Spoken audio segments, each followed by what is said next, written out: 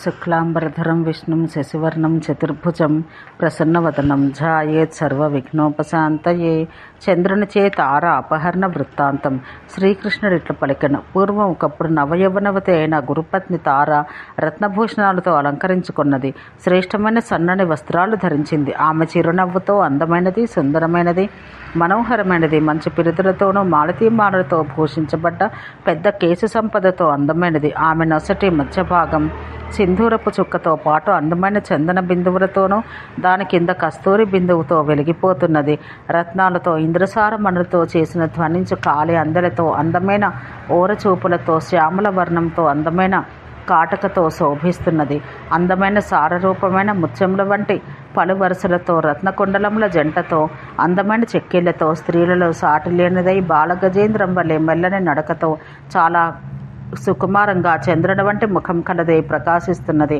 ఆమె అందం కామునికి ఆధారం. కామకియగా ఆ సుందరి స్వర్గమందలి మందాకిని తీరమందు స్నానం చేసి నిగనగలాడు వస్త్రం ధరించి గురువు పాదాలు స్మరిస్తూ తన ఇంటికి వెళ్ళుటకు సిద్ధమైంది.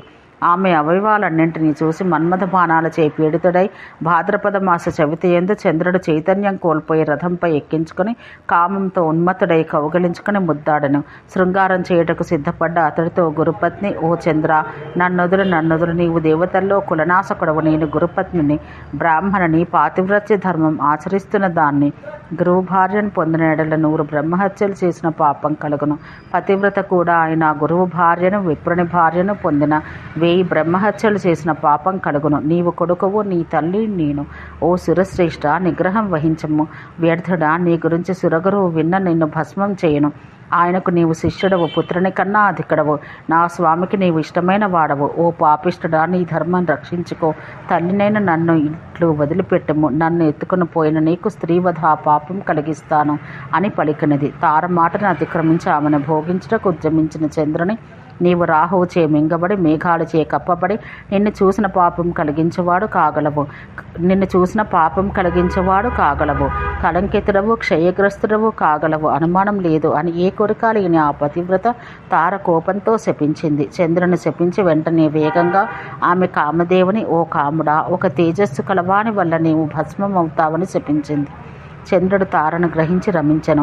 ఓ వ్రజ, దుఃఖిస్తున్నది, ఏడుస్తున్నది అని తారను తీసుకుని తన కొమ్ములయందు ఉంచుకొని చంద్రుడు వెళ్ళిపోయి జనం లేని ప్రతిరమ్యమైన చోట, మనోహరమైన ప్రతి పర్వతంలో, మనోహరమైన సరస్సుల నదీ నదముల ప్రతి తీరమందు 9 ఝుంకారం పికముల కూజితములు గల బాగుగా పుష్పించిన పుష్పోద్యానములందు అందమైన పుష్పశయ్య యందు ఆమెతో కూడి అతడు రమించెను. మీనంతా చందనమలతుకుని మధుపానరతుడై ఆ చంద్రుడు ఆమెను రమిస్తూ సుఖ సంభోగమందు ఆసక్తుడై రాత్రింబగళ్ళు మరచిపోయాను. మలయ పర్వతంపై మలయానిలంతో కూడిన మలయారణ్యమందు రథమందు చందనవరమందు పశ్చిమ సముద్రం సమీపంలోను త్రికూట పర్వతమందు వటమూలమందు అక్కడ చంద్ర సరోవరమందు చందనం పోయబడ్డ అందమైన శతపత్రాల పత్రమందు అందమైన చెంపకోద్యానమందు చెంపక పుష్పముల గాలి వీచున్న చోట పాల సముద్రం దగ్గర గల పచ్చని ప్రదేశములందు క్రౌంచ పక్షులు గల కాంచన పర్వతమందు రత్నశైలమందు మణిమయ ప్రదేశమందు మణులతో చేసిన మందిరపు సుందర ప్రదేశములందు క్రౌంచ పక్షులు గల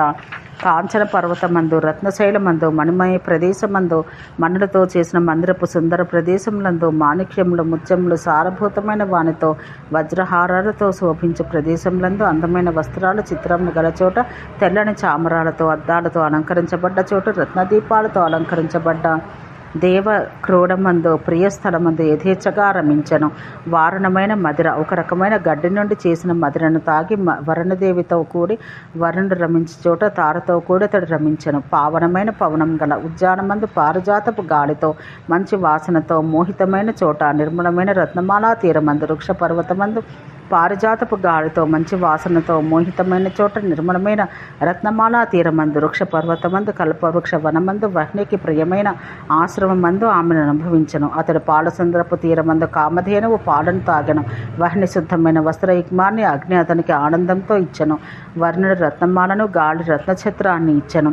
అక్కడ బలి గృహం నుండి వచ్చిన శుక్రుని చూసి నమస్కరించి అంతయు చెప్పి చంద్రుడు అతన్ని శరణు వేడను. శుక్రుడు నీతిగల యుక్తితో కూడిన మాటను చెప్పి అతనికి ఉద్బోధించను.